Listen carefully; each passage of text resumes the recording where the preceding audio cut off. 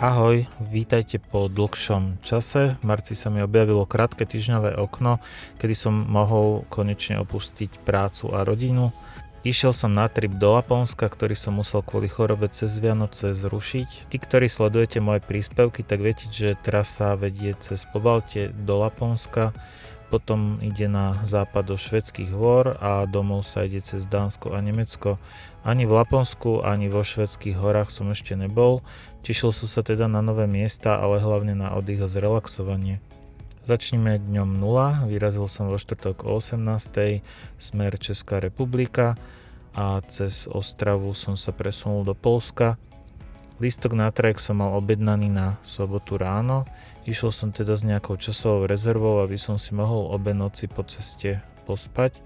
Do Talínu ma čaká 1770 km, vrátane návštevy Národného parku v Lotyšsku. Z domu som vyštartoval s 96% a do Ostravy som na Ionity prišiel po 280 km diaľnic s 22%. Tam som si dobil do 91%, tak aby som prišiel až na Ionity pri Lodz pred Varšavou. Pokračujem teda v smere do Poľska.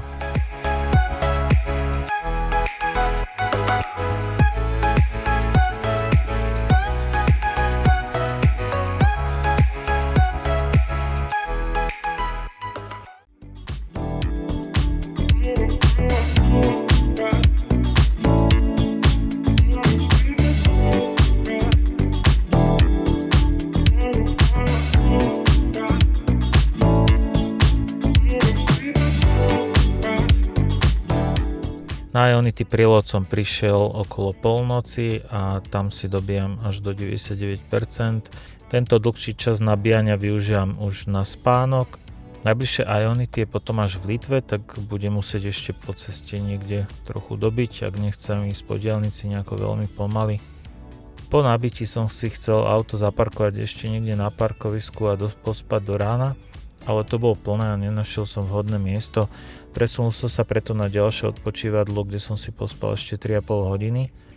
Počas spánku zmizli z akumulátora 2%, budík som si dal skôr, aby som v piatok ráno prešiel Varšavou ešte pred rannou špičkou.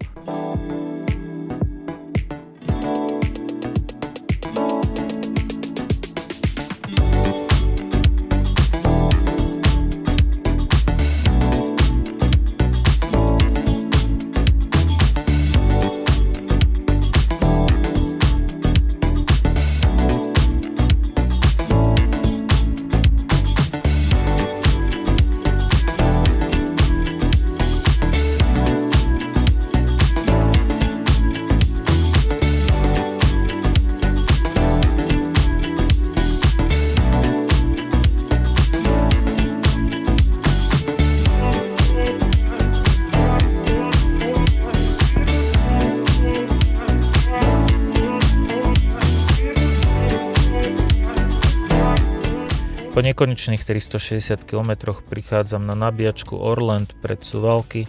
Tá je len 100 kW, ale po toľkých hodinách sedenia v aute si potrebujem oddychnúť mimo auta.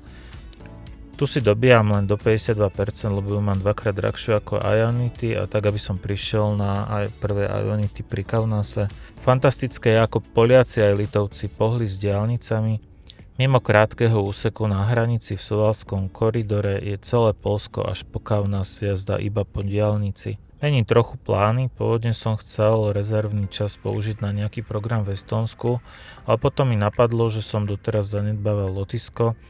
ChatGPT Advanced Voice som poprosil o nejaké tipy na atrakcie v Lotyšsku, konkrétne niečo turistické alebo národné parky. Zaujal ma národný park Kemery západne od Rigy. Tento park je charakteristický močariskami, preto som pri Kaunase nerobil plné nabitie, ale ešte som chcel pred tou odbočkou niekde inde poriadne dobiť. Na druhom Ionity v Litve som si teda dobil viac, aby som mal rezervu na park a došiel na ďalšie. Inak hneď za hranicami v Lotyšsku sa stavia ďalšie Ionity, ktoré pred spustením. Budúce by som teda nemusel takto zbytočne často a po trochách nabíjať. Do parku Kemery prichádzam popoludní, počasie je úplne ukážkové, 14 stupňov Celzia a slnečno. Park je tvorený 3,5 kilometrovým dreveným naučným chodníkom po močariskách s rôznymi zástavkami a jednou rozhľadňou. Fantastický zážitok, rozhodne to odporúčam navštíviť.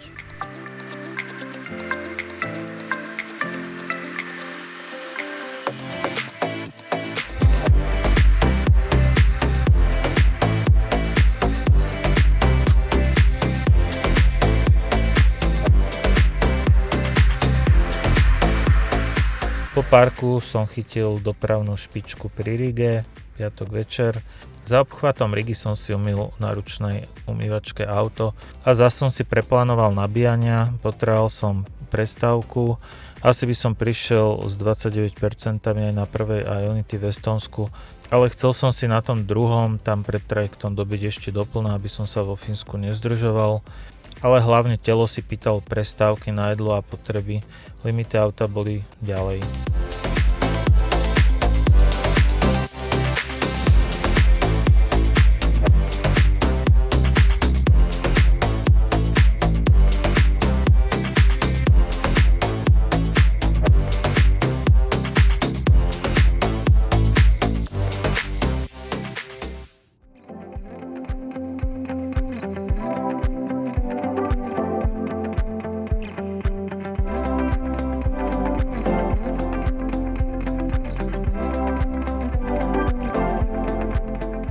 Na poslednom Ionity v Estonsku som si dobil skoro na maximum.